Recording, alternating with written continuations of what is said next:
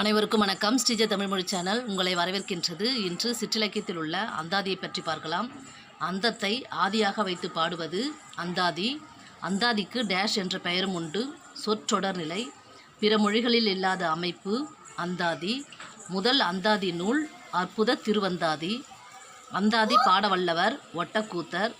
உதடு ஒட்டாமல் பாடுவது நீரோட்டகம். வெண்பா அல்லது கலித்துறையால் பாடப்படும் அந்தாதிகள் நூற்றந்தாதி, பதிற்று பத்தந்தாதி.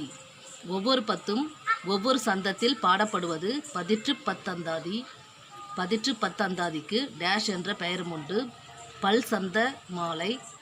வந்த எழுத்துக்களே பொருள் வேறுபட மீண்டும் வரும் அந்தாதி யமக அந்தாதி. பயனுள்ளதாக இருக்கும். லைக் பண்ணுங்கள், ஷேர் பண்ணுங்கள், சப்ஸ்கிரைப் பண்ணுங்கள். நன்றி.